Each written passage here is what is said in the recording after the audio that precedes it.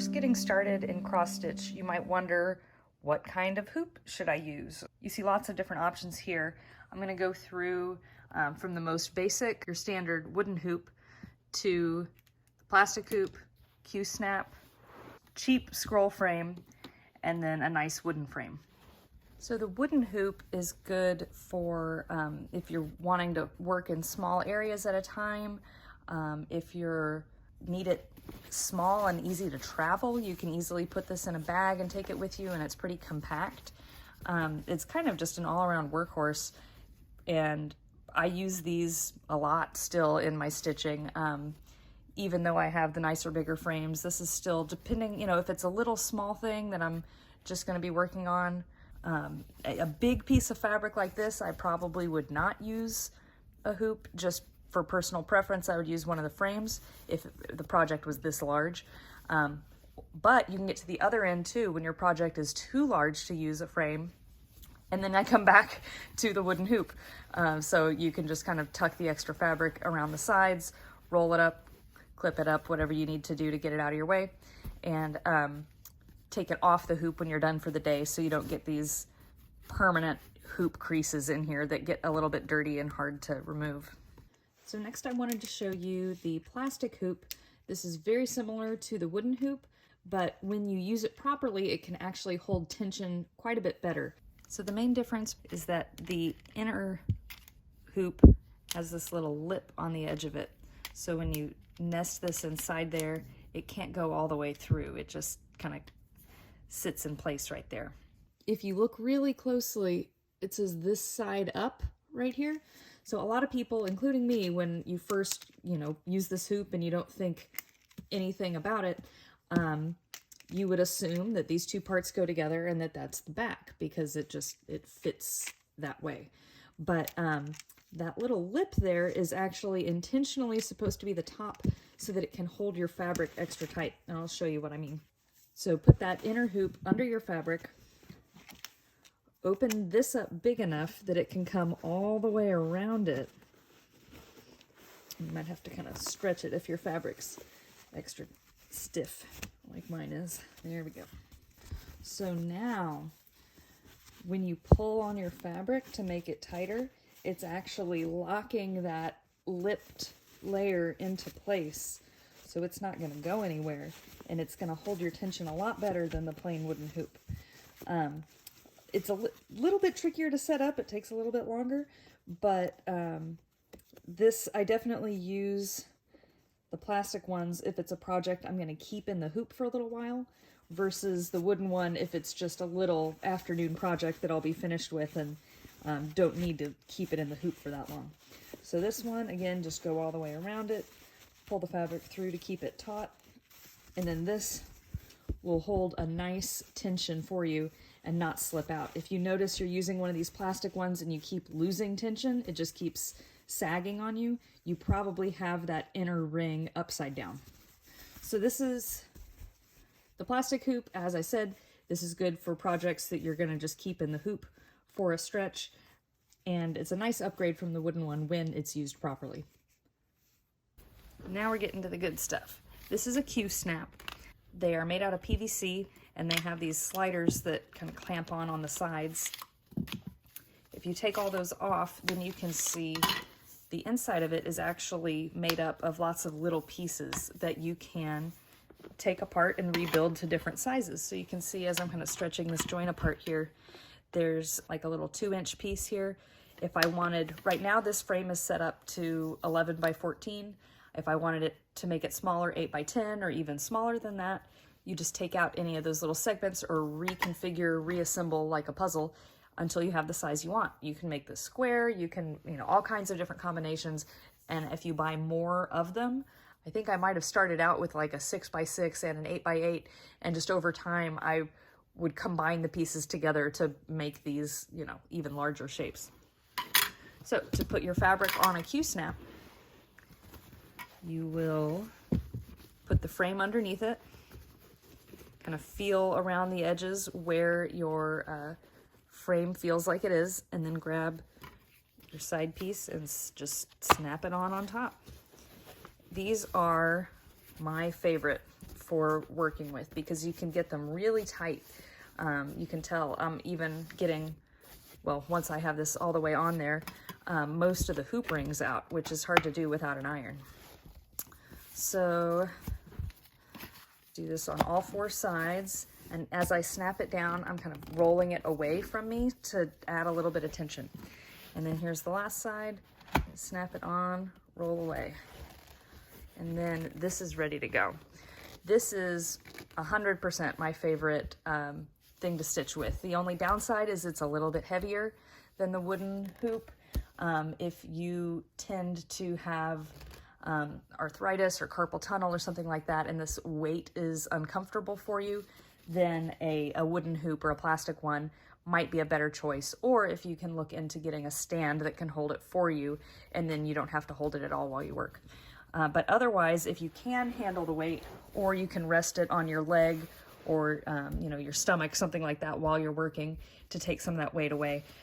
The tension is just so consistent, it's so easy to do, and if it starts to loosen up as you work it a little bit, you just roll it again to tighten it up, and it works great. This is also my favorite method for blocking a piece after you've washed it. If you've got enough extra fabric around it that you can just cut away this part that gets crimped, and then have your piece, maybe it's a smaller 4x6 or something in here that you're trying to block so that it dries nice and flat, then you can just put it in the Q-snap while it's a little bit damp, tighten it up, let it dry that way, and then when you cut off the sides, your finished piece is left perfectly straight, perfectly flat. It looks much better, in my opinion, than ironing it. So Q-snap is my workhorse. I definitely recommend getting some of these. Okay, now we're getting into some of the more specialized ones. This is a scroll frame, and this is used for bigger pieces that you want to be able to keep working on for a long time without having to take them off of this device. So I'll show you how to put it on there. You just slide these off the top and bottom, and then these sidebars actually come apart. It's 2 pieces. So you'll want to just pinch your fabric in those sidebars. You want to make sure you have enough overlap that it can stick out by a couple inches. If it's too small, it'll slip through and you'll have trouble with tension. So I'm just squeezing those 2 pieces together. They don't really snap into place or anything. What actually holds them down is sliding them into the rotation piece here. So I'm going to slide that on one end and then also slide it on at the top. You can tell it's the top because there's this printed design. That's the outside. And also the top bar compared to the bottom bar has these little ratchet kind of pieces that make sure it can only rotate in one direction. So that's how you tell the top and bottom. And when you're putting it on there, there's a little groove inside here. So it can only go in one spot on there, just like that. It'll line up with the grooves on your sidebars. Okay, so now we've got one side on, we need to put the other side on. You may have to push it all the way to the edge on this side so that you can get it in there. And you might also have to turn the dial so that it'll get lined up. So there we go, a little bit of a work to get it on there, but the good thing about this is once you get it on, you don't have to take it off again. So to actually roll this and start it, the first time I did this, I rolled with it around the outside, but then the problem is I ended up holding the sidebar the whole time I was stitching, and since my fabric was rolled over the top, kind of like this, I was holding the top surface. And by the time I finished this huge piece, I had hand stains all down the side and they didn't really wash out. So since then, I've learned to roll this, what feels like upside down. So I'm just twisting it. This side I'm going to twist it too until it gets some good tension on there. And then as much as I can, I try to just hold it by the plastic part. But if you do need to hold it by the sides, at least this way you're holding the back side of the fabric instead of the front, because it can be hard. Even if you wash your hands before you stitch every time, there's just oils that are inherently in your hands, And if you're working on such a big piece like this that could take months, those oils will come through if you're holding directly on the fabric itself, on the front side. So you can also get grime guards to cover up the sides, or make them just out of other fabrics so that you're not touching the face of your work itself. So this frame is okay. I'm just gonna call it okay. I've used this for a really large project that I worked on for, 6 months. It's a little wobbly. You can tell it's just kind of It does the job. The other issue I had is the tension in the middle doesn't necessarily match the tension at the top and bottom. And there's nothing you can do about that, because as you get it tighter, this middle part, remember these two halves of the black plastic don't actually snap together at all. So they kind of let, they pull apart a little bit over time and let a little more of that fabric stretch out in the middle. Down here, it's pinched tighter because it's so close to the sidebars, but the middle doesn't have the same amount of tension. So it's usable, it's functional. When you need to move it to scroll to another spot on your fabric, then you just use the dials on there. You can pull this up to release that ratchet there so that you can turn it. And then when you put it back down, and there we go. So that's how you can scroll to a new spot without having to take it off of your fabric. Again, if this is your best choice economically, it definitely works. It functions as a scroll frame, but I would generally either prefer the Q-snap if it was small enough to fit in one, or the Millennium frame that I'm about to show you, just for consistency of tension. All right, last but definitely not least, the Millennium frame. So this is a handmade wooden frame from the UK. They are not cheap, but they are incredible. They are the best. If you saw my floor stand review, it's the same company that makes those. So they have these wooden dowels in there that hold your fabric in place. I'm gonna switch, instead of the white one, I'm gonna use this one just because it's a little bit smaller. And it'll fit better on this example. So just like I do with my scroll frame that I showed, I roll this so that the sidebars have the back of the fabric facing, rather than going around this way and having to hold or touch the face of your work. So to get it in there, you stick it in this groove. You can either fold it to get it in there like this, or they send a card with it that helps you kind of poke it down in there. And then you stick this dowel in to go in that groove, right like that. And that's what holds this taut. I'm gonna center it a little bit. And there's this side. And then you do the same thing on the other side. Okay, and then I'm ready to roll this up and put in my stretchers. So these stretch out to about 10 inches.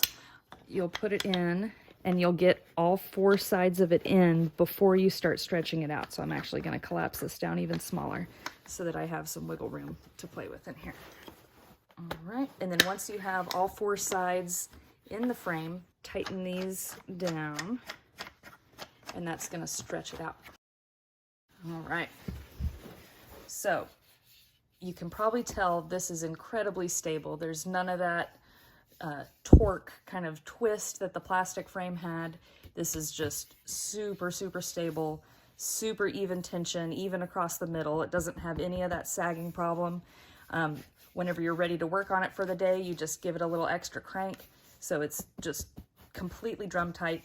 And then when you're done at the end of the day, give it just a couple notches of slack so that it doesn't overstretch your fabric. But these are the top of the line for stitching frames. They have a little bit of the same downside as any large frame or Q-snap, that they are a little heavy. So I highly recommend having something you can set it on. What I actually used to do is use a TV tray and set it the back end here on my stomach and the top side of this on the TV tray, so I didn't have to hold it, and that would just hold it up as I worked. You can also get a floor stand to hold it so that you don't have to balance it on yourself or on a table, but this is for quality and enjoyment of stitching, the best you can do. This one and the Q-snap are what I use by far the most of my time. You can get different width bars so that you can use it on different size projects. And this one does not, you can't scroll it automatically like that plastic one. If you do need to scroll it to a new position, you'll have to loosen the bars up, do that scroll manually on both sides, and then put your stretcher bars back in. So you don't have to completely take it out, certainly, but it's not quite as simple as the plastic one where you can just turn the gears and keep going. But hopefully this helped to see a little bit of the different types of frames and hoops. And if you have any questions or any other types of hoops or frames you'd like me to show, let me know in the comments.